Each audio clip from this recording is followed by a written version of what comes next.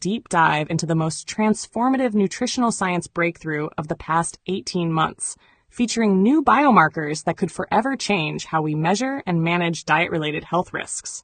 How a new biomarker discovery could revolutionize nutrition science. In the world of nutrition science, few discoveries over the past decade have carried as much transformative potential as the one quietly unveiled just months ago. Researchers have identified biological markers, known as metabolites, in both blood and urine that can accurately reflect how much ultraprocessed food, UPF, a person consumes. This breakthrough, published in PLOS Medicine and led by Erica Loftfield at the U.S. National Cancer Institute, may permanently shift how we understand the relationship between diet and disease. Ultra-processed foods are industrially manufactured products typically high in added sugars, fats, salt, and additives, while low in fiber and micronutrients. They include items like packaged snacks, sugary breakfast cereals, processed meats, instant noodles, and many fast foods. Epidemiological studies have long associated high UPF consumption with a range of chronic illnesses, obesity, type 2 diabetes, heart disease, even cancer. But proving these links has remained challenging. Why?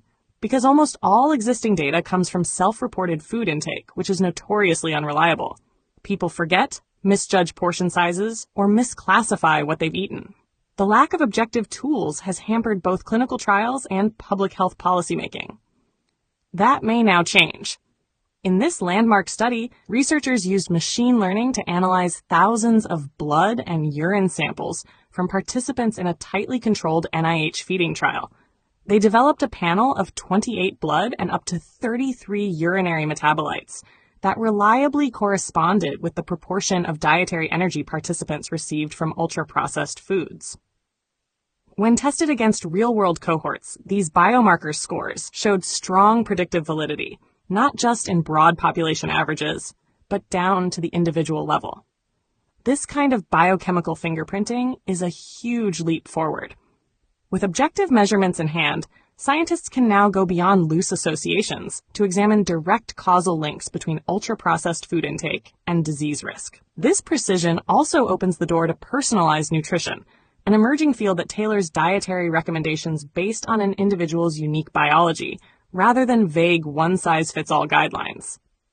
Equally important, this technology could help regulators and clinicians finally develop concrete thresholds for UPF exposure, similar to how we measure blood cholesterol or blood sugar.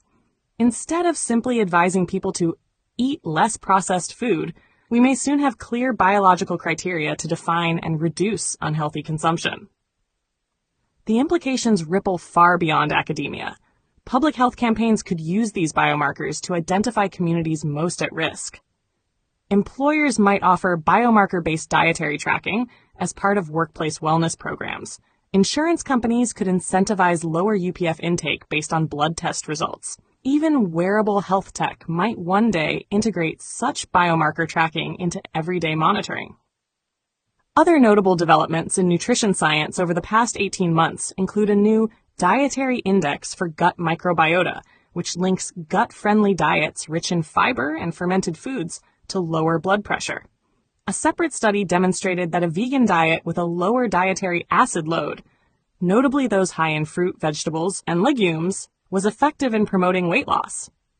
In agricultural nutrition, researchers have bioengineered a variety of lettuce that contains 30 times more bioavailable beta-carotene, a precursor to vitamin A that is essential for immune function and vision. This innovation could be vital in regions plagued by vitamin A deficiency, particularly among children. Yet the UPF biomarker discovery stands apart. It does not simply propose a new dietary theory or tweak an existing recommendation. It equips us with a powerful scientific tool, one that can verify what people actually consume at the molecular level, one that brings precision to an area long dominated by guesswork, and one that has the potential to fundamentally reshape nutrition policy, clinical guidance, and everyday dietary choices. In an age where chronic disease burdens continue to rise and processed food dominates global diets, this discovery feels not just timely, but urgent. Nutrition science, long criticized for its fuzziness and inconsistencies, may finally be entering its era of precision. If you've ever wondered whether your diet is really as healthy or harmful as you think, the answer may soon be just a blood test away.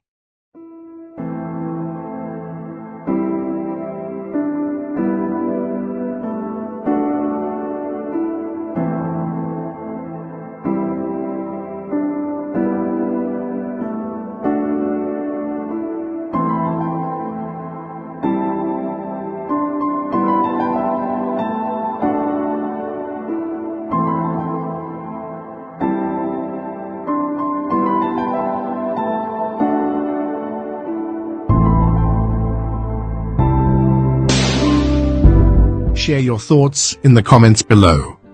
Don't forget to like this video and subscribe to our channel to show your support.